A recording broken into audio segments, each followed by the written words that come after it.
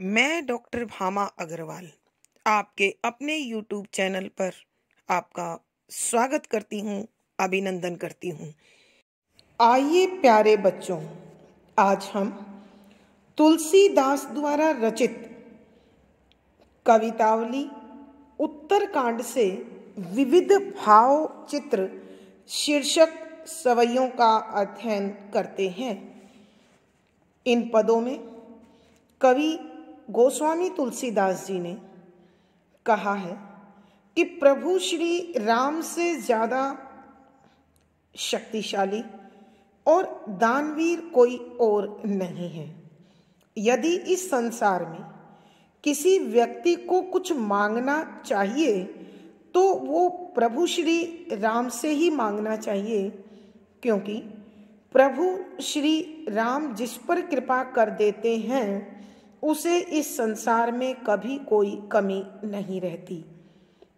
उनके दान देने के बाद वह व्यक्ति जो किसी से मांग रहा है उसके मांगने की प्रवृत्ति ही समाप्त हो जाती है। इस संदर्भ में उन्होंने विभीषण और हनुमान जी के उदाहरण भी दिए हैं। उन्होंने कहा है कि प्रभु श्री राम दरिद्रता, मनुष्य के मन के विकार और उसके करोड़ों संकटों को अपनी कृपा रूपी तलवार से क्षण में काट देते हैं। कवि कहते हैं कि जो मनुष्य भारत में अच्छा जन्म लेकर मानव शरीर को प्राप्त करता है और विभिन्न प्रकार के मौसम जो देश में समय समय पर बदलते हैं कि भीषणता को, कठोरता को सहन करता है, वह फिर भी प्रभु श्री राम के स्मरण को, भजन को नहीं छोड़ता, उससे ज़्यादा बुद्धिमान व्यक्ति इस संसार में कोई नहीं है।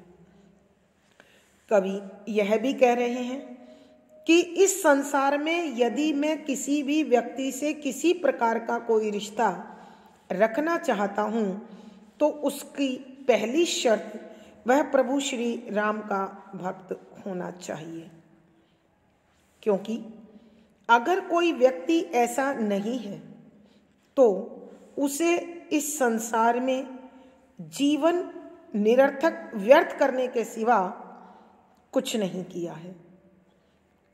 कवि आगे कहते हैं कि सीता और राम का सुंदर रूप भक्तों की आंखों के लिए उतना ही महत्वपूर्ण है जितना एक मछली के जीवन में जल होता है।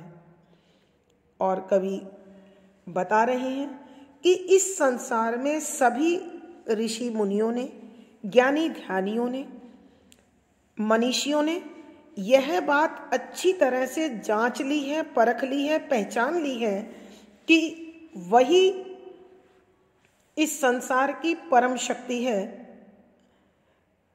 जो प्रभु श्री राम के नाम से जाने जाते हैं। अन्यथा यह संसार केवल दुखों का घर और मिथ्या जाल जंजाल है। और जो व्यक्ति प्रभु श्री राम को छोड़कर इस मोह माया के जाल जंजाल में फंसता है वह महामूर्ख है। प्रभु श्री राम की दयालुता का वर्णन करते हुए कवि कहते हैं कि जो व्यक्ति प्रभु श्री राम की कृपा का पात्र है उसे संसार में कभी कोई अनिष्ट या कष्ट झेलना नहीं पड़ेगा। संसार का कोई भी तत्व उसे कोई हानि नहीं पहुंचा सकता। खुद का उदाहरण प्रस्तुत करते हुए कहते हैं कि मेरा जन्म होते ही मेरे माता पिता ने मुझे त्याग दिया और विधाता ने भी मेरे भाग्य में कोई अच्छा काम नहीं लिखा। मैं इस संसार में अपमानित हुआ और अपना पेट भरने के लिए कुत्ते की भांति ललायित दृष्टि से दाता की ओर देखने लगा। परंतु जब मैंने एक बार प्रभु श्री राम के सामने अपनी इस त्रासदी को प्रकट किया, अपने पेट की भूख को प्रस्तुत किया, तो उन्होंने एक क्षण में ही मेरी सारी विपदाओं का हरण कर लिया। आगे कवि तत्कालीन समाज की सामाजिक और आर्थिक परिस्थितियों का वर्णन करते हुए लिखते हैं कि भारत में रहने वाला प्रत्येक वर्ग, चाहे वो ऊंचे से ऊंचा कर्म कर रहा है अथवा अपना पेट भरने के लिए निकृष्ट कर्म कर रहा है, तो सब एक ही चीज की दौड़ में दौड़ रहे हैं, वो है मनुष्य का पेट और पेट की भूख। इसका स्वरूप बताते हुए कवि कहते हैं कि समुद्र में लगने वाली आग भी पेट की आग के सामने छोटी है और इस आग को प्रभु श्री राम अपनी कृपा से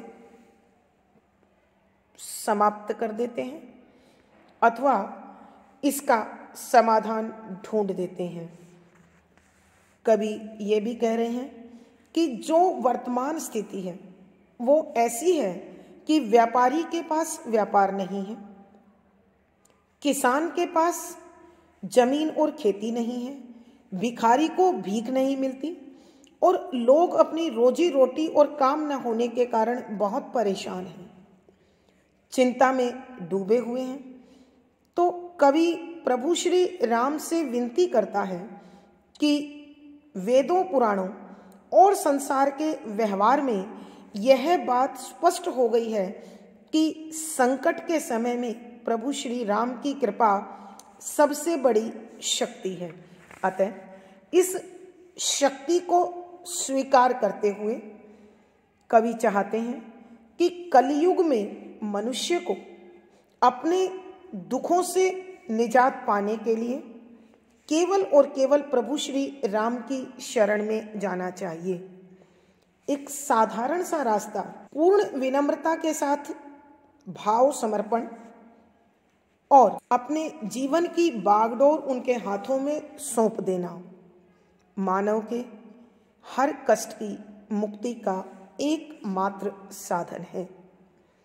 कवि कहते हैं, मैंने तो इस साधना को स्वीकार कर लिया है, अब संसार के लोग मेरी वंदना करें या मेरी निंदा करें, मुझे भला कहें अथवा बुरा कहें, मुझे इस बात से कोई लेना देना नहीं है और ना ही कोई फर्क पड़ता है। तो अपने इसी प्रकार के भावों को कवि इन अगले पदों में स्पष्ट करते हैं, सवैयों में स्पष्ट करते हैं। पद संख्या 10।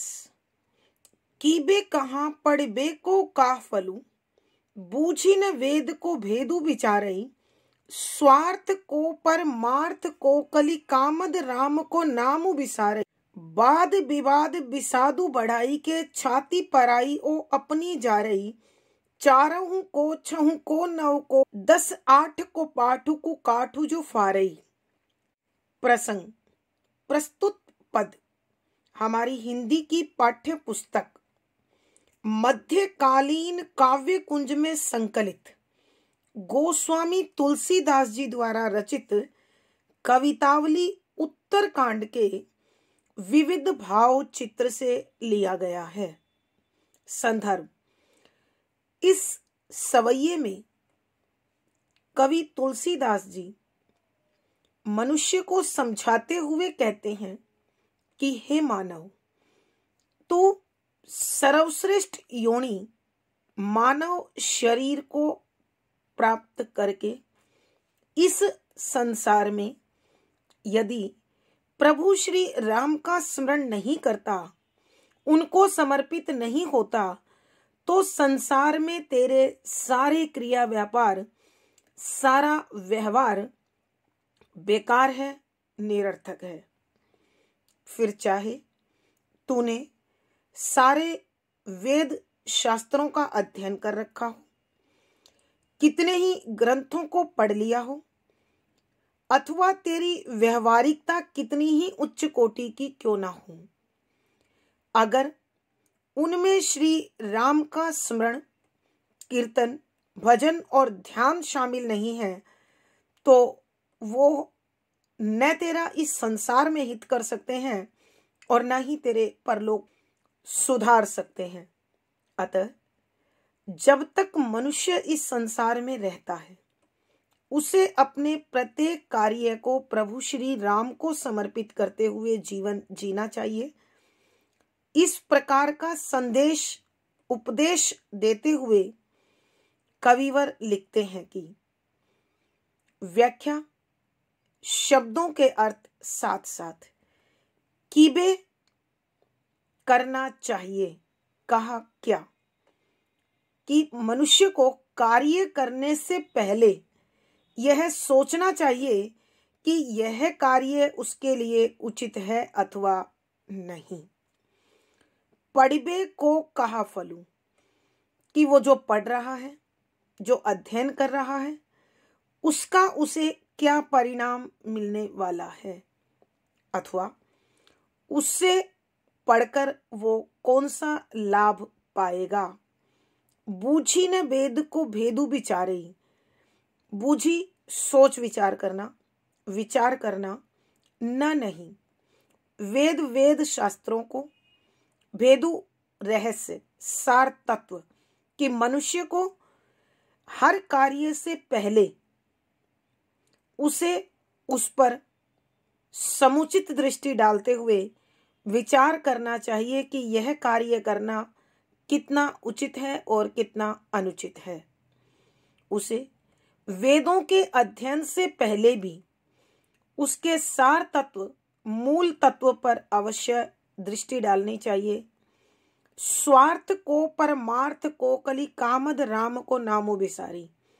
स्वार्थ खुद का हित, परमार्थ परोपकार, कलयुग, कामद सभी कामनाओं को पूर्ण करने वाले राम को का नाम को बिसारई भूल कर, कि यदि मनुष्य संसार में कितना भी काम करे और वो प्रभु श्री राम को भूल जाए, तो फिर न तो उसका इस संसार में हित हो सकता है और न ही परलोक में उसका कल्याण हो सकता है। प्रभु श्री राम के नाम से रहित कार्य तो उसके जीवन को भटकाने के सिवा, विचलित करने के सिवा कोई और लाभ नहीं दे सकती। कवि कहते हैं, वाद विवाद विषादु बढ़ाई के छाती पराई ओ अपनी जा रही, कि इस संसार में विभिन्न प्रकार के मतांतर, लौकिक व्यवहार, अन्य वेद शास्त्रों में वर्णित विषय, इन पर चर्चा करने से, इन पर तर्क वितर्क करने से विषादु दुख को बढ़ाई के बढ़ा करके, कि मनुष्य अपने और दूसरे के दुख को बढ़ाने के सिवा कुछ और लाभ नहीं करता। छाती पराइयों अपनी जा रहे, कि इन अनावश्यक अनर्गल व्यर्थ बातों को करके तो वह अपना और दूसरे का दुख बढ़ाता है, इसके सिवा उसे कोई लाभ प्राप्त नहीं होता। चारों को, कि चाहे मनुष्य ने चारों वेद पढ़ लिए हो, छहु को 6 शास्त्र पढ़ लिए हों, 9 को 9 व्याकरण पढ़ लिए हों, 10 8 18 पुराण पढ़ लिए हों, और इन सब का अध्ययन, इनका पाठ तो इस प्रकार है को काठू जो फारे, कि जिस प्रकार गले हुए नष्ट हुए काठ को चीरने से कोई लाभ नहीं है, ठीक उसी प्रकार इन वेद शास्त्र व्याकरण अथवा पुराणों पर विचार करना प्रभु श्री राम को समर्पित किए बिना पूर्ण रूप से व्यर्थ है, बेकार है, निष्फल कार्य है।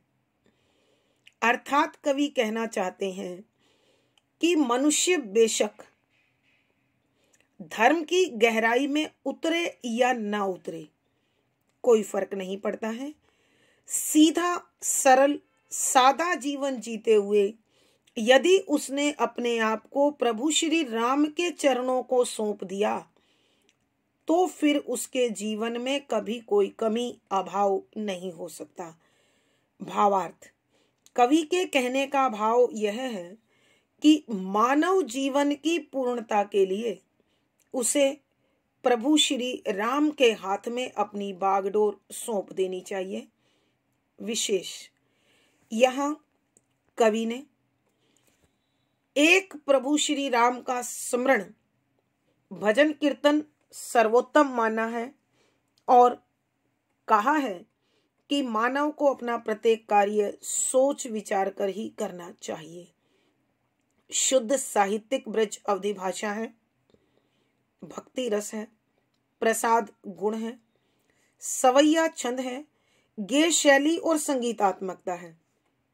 इस पद में अनुप्रास, प्रश्न, उल्लेख, पदमैत्री, कारण, स्वभावोक्ति आदि अलंकारों का सुंदर सटीक प्रयोग हुआ है। पद संख्या 11।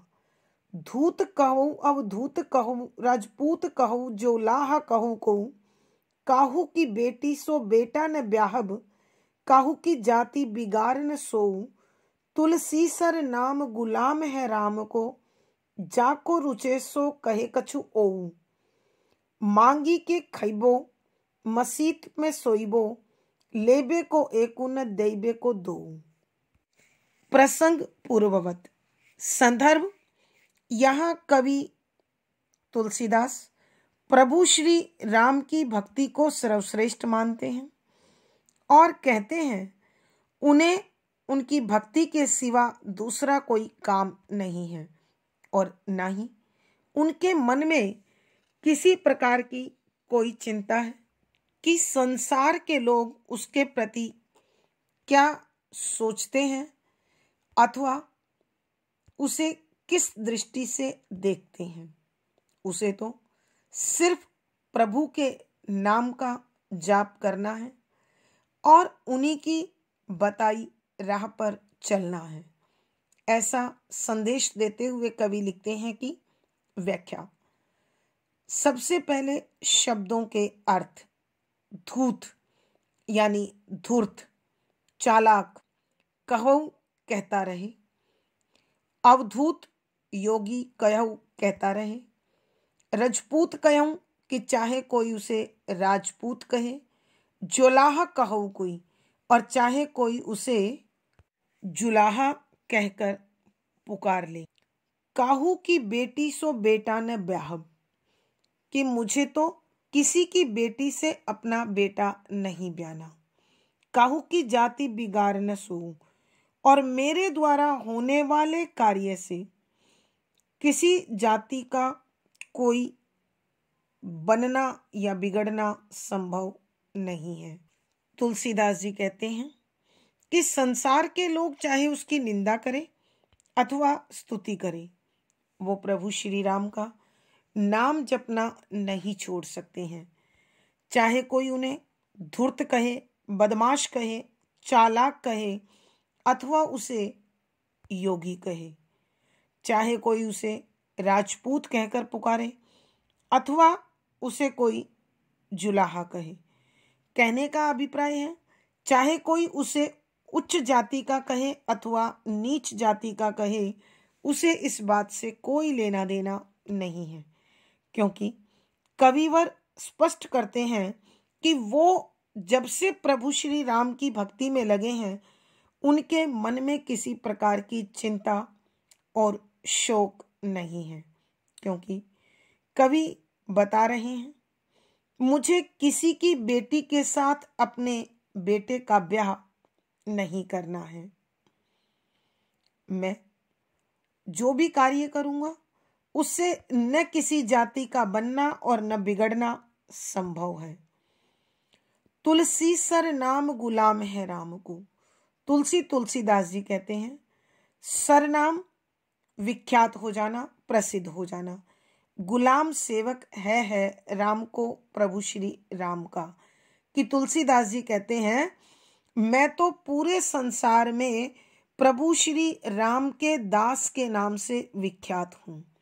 जाको रुचे सो कहे कछु ओऊ, और जिसको जो अच्छा लगता है वो वह कह सकता है और कहता रहे, मुझे उससे कोई लेना देना नहीं है। मांगी के खाइबो कि मैं तो भिक्षा मांगकर खाना खाता हूँ। मसीत में सोइबो कि मंदिर मस्जिद जहाँ स्थान मिल जाता है वहाँ सो जाता हूँ। लेइबे को एक ऊना, देइबे को दो, और इसके सिवा संसार से मेरा कोई लेना देना नहीं है, अर्थात किसी प्रकार का कोई सरोकार नहीं है, व्यवहार नहीं है। एक बार फिर बच्चों इस सवैये की व्याख्या करते हैं। तुलसीदास जी कहते हैं कि संसार के लोग चाहे मुझे चालाक कहें, बदमाश कहें, धूर्त कहें अथवा योगी कहें, मुझे कोई फर्क नहीं पड़ता है। चाहे लोग मुझे राजपूत जाति से बताएं अथवा जुलाहा जाति से बताएं, मैं प्रभु की भक्ति में मस्त हूँ, क्योंकि मुझे किसी की बेटी से अपने बेटे का ब्याह या विवाह नहीं करना और मुझसे न किसी की जाति बन सकती है और ना ही बिगड़ सकती है। तुलसीदास जी कहते हैं, मैं तो इस संसार में प्रभु श्री राम के गुलाम के नाम से विख्यात हूँ और जिसको जो पसंद आता हो वो मुझे वही नाम दे और वैसी ही मुझे संज्ञा देकर अपना मन प्रसन्न करता रहे, क्योंकि मैं तो अपने जीवन में भिक्षा मांगकर खाता हूँ।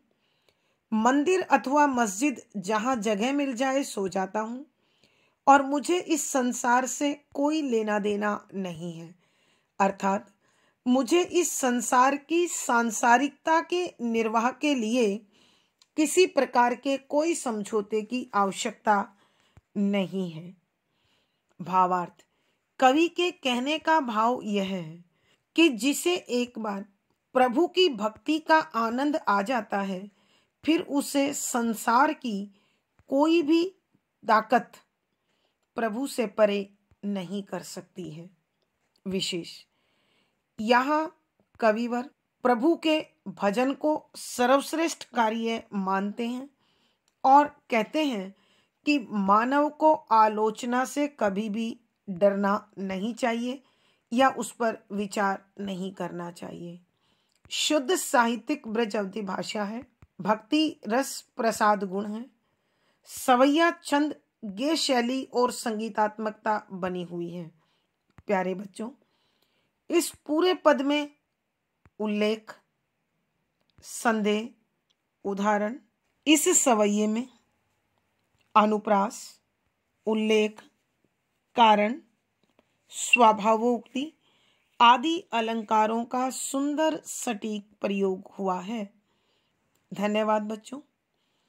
आज हम अपने पाठ्यक्रम में तुलसीदास जी के इस अंतिम सवैये के साथ आज की वीडियो पूर्ण करते हैं।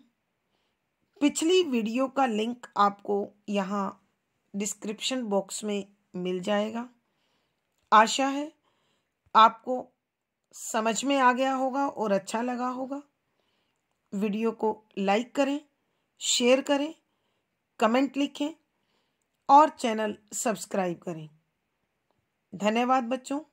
आपका दिन और जीवन सुखमय हो, आनंदमय हो, इसी शुभकामना के साथ आभार। धन्यवाद।